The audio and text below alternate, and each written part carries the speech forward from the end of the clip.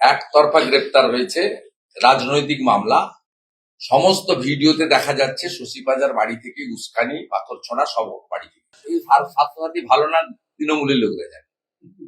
তৃণমূলের পরিবারের লোকেরা যখন মুম্বাই টাটা ক্যান্সার হসপিটালে যায় তখন বলে আয়ুষ্মান চাই, কল্যাণী এইমসেও আয়ুষ্মান চাই, দিতে দেখাতে পারে না।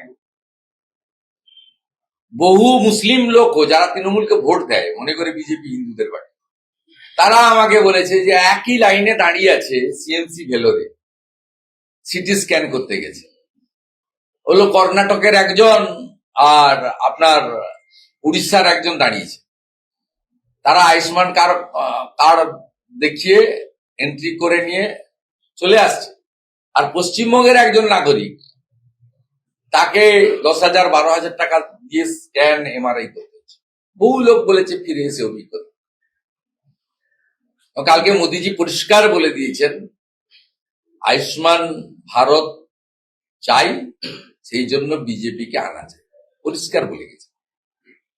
জিরো ইলেকট্রিক মিটার, সোলার আলো ঘর প্রতি 80,000 টাকা বাড়িতে। প্রধানমন্ত্রী সূর্যঘর সেটাও বলে দিয়ে গেছে। আমার ভাবার কিছু নেই, ভারতীয় জনতা পার্টিতে ইন্ডিভিজুয়াল হয় না, এটা পিসি ভাইপোর পার্টি নয়, এখানে ব্যক্তি সিদ্ধান্ত হয় না, এখানে সমষ্টিগত সিদ্ধান্ত হয়।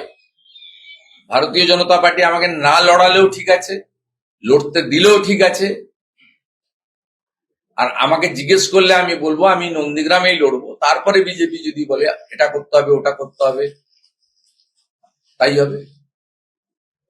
নন্দীগ্রাম আমার ভদ্রাসন এবং আত্মিক সম্পর্ক। আমাকে যদি লড়তেই হয় নন্দীগ্রাম রেখে আমি অন্য কিছু ভাবতে পারি, সেটা আমি আমার অধিকার আছে বলার, দলের কাছে আমি বলেছি, বলবো।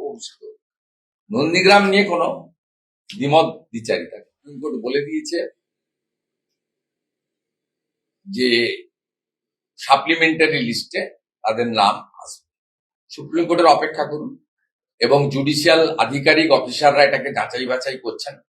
যারা প্রকৃত তথ্য দিচ্ছেন তাদের নাম উঠে যাবে, যারা প্রকৃত তথ্য দিতে পারবেন না, যারা নিজেদের বাচ্চার নামই মনে রাখতে পারছেন না, 3টে 4টে বউ, 18-19টা বাচ্চা, 1 নম্বর বাচ্চা কে, 7 নম্বর বাচ্চা কে, 11 নম্বর বাচ্চাকে সে নামই বলতে পারছেন না, তার নাম উঠবে, তার নাম তো বাদ যাবেই।